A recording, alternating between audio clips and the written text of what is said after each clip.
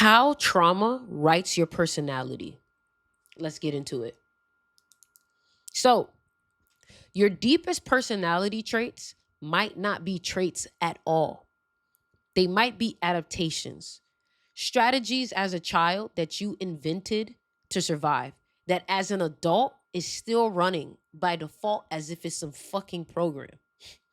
So, let's get into it. Number one, what I want y'all to understand is trauma lives in the body. There's this book that I love, and it's called The Body Keeps the Score. And I think it's so real with how it talks about literally your body remembers.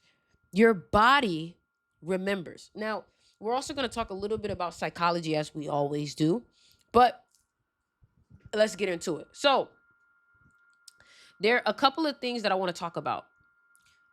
I added this, right? Freeze, fight, or flight. Freeze, fight, or flight. A lot of people, they freeze. Some people don't even fight or flight. Some people just freeze and accept it. Okay? So, trauma responses, whether that's freeze, fight, or flight, become personality traits when chronic. Okay? So, this is like realizing that some people cannot even help themselves but to perform or to act in a way that is connected to their trauma from when they was like 5, 6. Can you imagine? Some people are stuck at 5 and 6 years old when it comes to expressing themselves, right? So let's talk about the adaptive child versus the authentic self. So hypervigilance reads as anxiety. Fawning reads as nice. Freezing reads as calm. Recognition is not the same thing as healing, but it is required for it. And what that means is you have to be able to sit with yourself enough to look at yourself and say, holy shit, I'm freezing. Holy shit, I'm running. Holy shit, I'm fighting. You have to be able to notice in the moments of adversity how you respond. Because if you don't know how you respond, you can never fix it. That's why recognition is important, but it's not the same thing as fixing it. Okay? You need to it is required for you to recognize what's fucking you up in life. It is required for you to recognize what stops you or what are your triggers or when you are being triggered. Okay?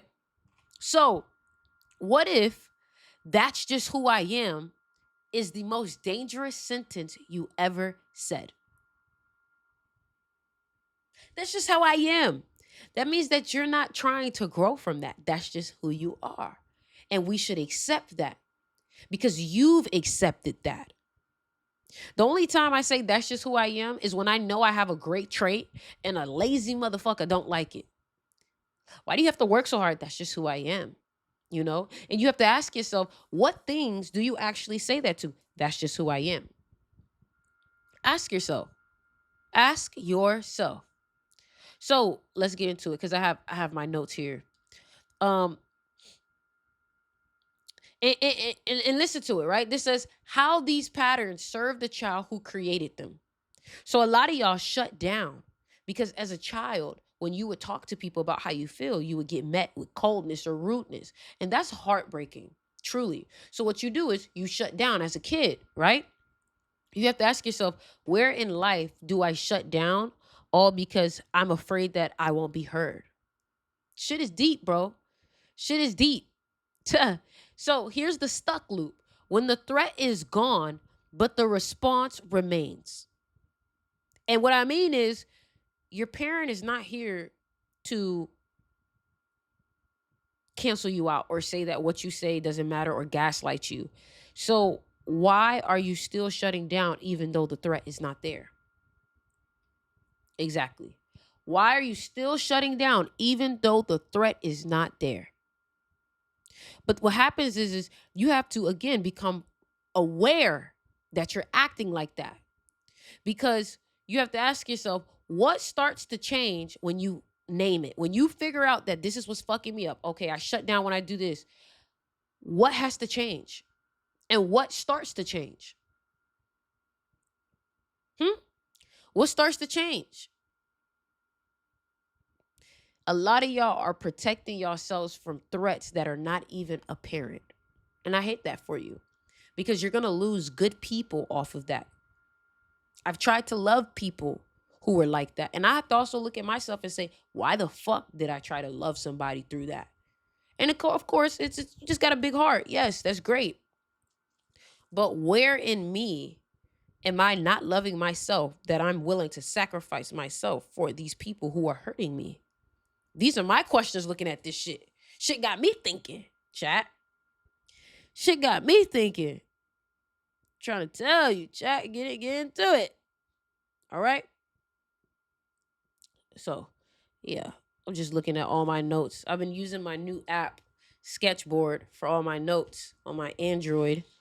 And yeah, so again, start to name the challenge, start to name the trauma, start to figure, you know what, I shut down, I do this. I start to become aware, start to sit with yourself, start journaling. People do not journal because bitches don't write.